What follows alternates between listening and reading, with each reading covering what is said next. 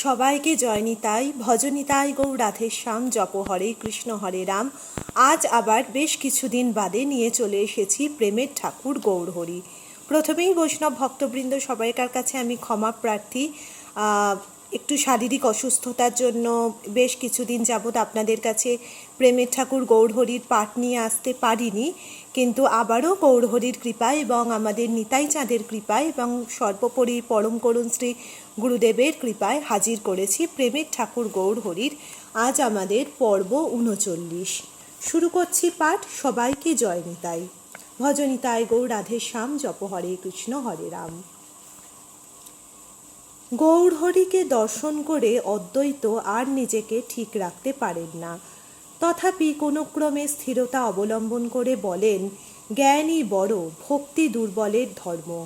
তাই শুনে নিমাই অদ্বৈতকে তুলে উঠানে ফেলে হস্ত মুষ্টিবদ্ধ করে সজোরে আঘাত করতে থাকেন। ঘটনার আকস্মিকতায় সকলে হতভম্ব।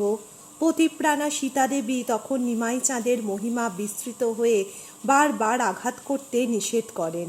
শেষে ব্যাকুল হয়ে কাঁদতে কাঁদতে অপর সকলকে নিবারণ করতে অনুরোধ করেন, কিন্তু সকলেই তখন চিত্রপুত্তলিকাবৎ একবার প্রভুকে আর একবার অদ্বৈতকে লক্ষ্য করেন। দেখেন প্রতি আঘাতে অদ্বৈতের অঙ্গ হতে যেন সুধার উদ্গীরণ হচ্ছে, সর্ব অঙ্গ পুলকে পরিব্যাপ্ত। প্রভুর আঘাতে আনন্দ উত্তরোত্তর এতই বৃদ্ধি পায় যে তিনি আর আপনাকে ধরে রাখতে পারেন না। প্রভুর হস্ত ছাড়িয়ে দাঁড়িয়ে নৃত্য করতে শুরু করেন, কিন্তু প্রেমের ভারে টলে পড়েন।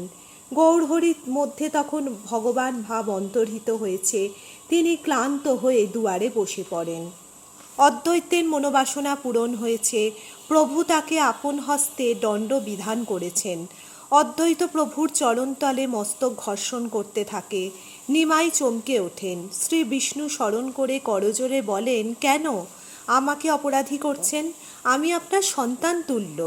অজ্ঞাতে যদি কিছু অপরাধ করে থাকি ক্ষমা করুন। প্রভুর কথায় কাজে ভক্তগণ কৌতুক আনন্দ ভোগ করেন।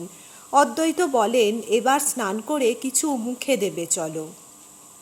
নিমাই শিশুর মতো বলেন, তাই চলুন, বড্ড খিদে পেয়েছে।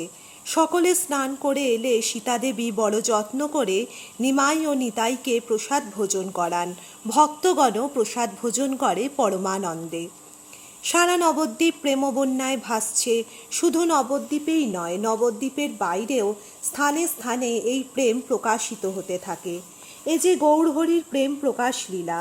প্রথমে তিনি কৃষ্ণ প্রেম হোক বলে কোনো কোনো ভক্তকে প্রেম দিতেন।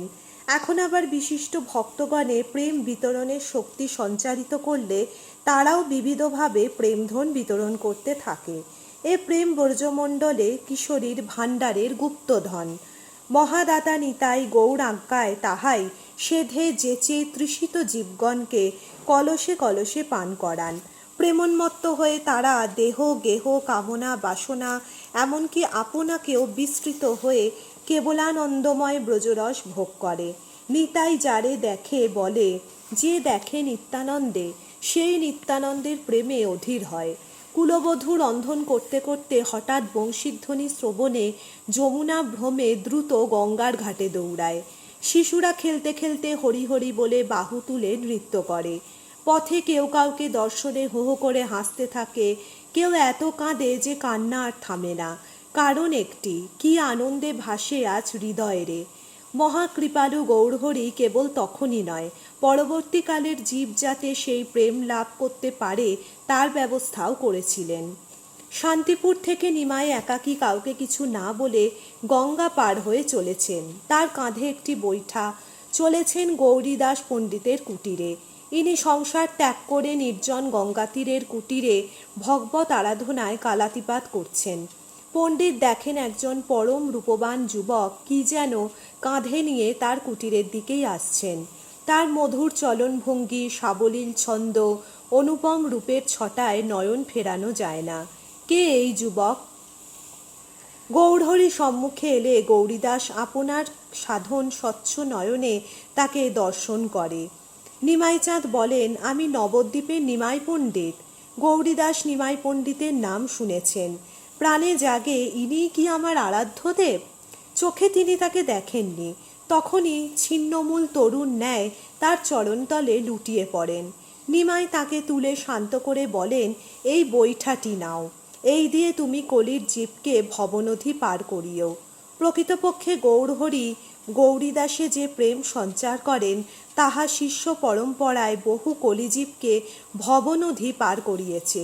গৌরীদাসের শিষ্য হৃদয় চৈতন্য এবং তাঁর শিষ্য শ্যামানন্দ সমগ্র উত্তর ভারত ও উড়িষ্যা প্রেম বন্যায় ভরিয়ে দিয়েছিলেন। নিমাই গৌরীদাসকে বৈঠা দিয়া কৃপা করে শান্তিপুরে ফিরে এলেন। তারপর এলেন নবদ্বীপে। নবদ্বীপের জাহান্নগরে গঙ্গা তীরে আর এক উদাসীন সারঙ্গদেব আপন ইষ্টদেব জ্ঞানে নিমাই পণ্ডিতের চরণে আত্মসমর্পণ করেন। তিনি গোপীনাথের সেবক, অত্যন্ত বিরক্ত, তাই কোনো শিষ্য করেননি। একদিন গৌরহরি তার কুটিরে গিয়ে বলেন, সারঙ্গদেব, তোমার বয়স হয়েছে, ঠাকুরের সেবকের জন্য তোমার একটি শিষ্য করা উচিত, কিন্তু একনিষ্ঠ শিষ্য মেলা ভার, অথচ প্রভুর আজ্ঞা অমান্য করাও চলে না। সারঙ্গ বলে, বাছাই করে শিষ্য করার ক্ষমতা আমার নেই, কাল প্রাতে আমি প্রথম যাকে দেখব তাকেই শিষ্য করব। সারঙ্গদেবের ভাব বুঝে প্রভু হেসে বলেন, বেশ, তাই করো। সবাইকে জয় নিতাই। আজ আর পাঠ বর্ধিত করছি না, আজ পাঠ এই পর্যন্তই।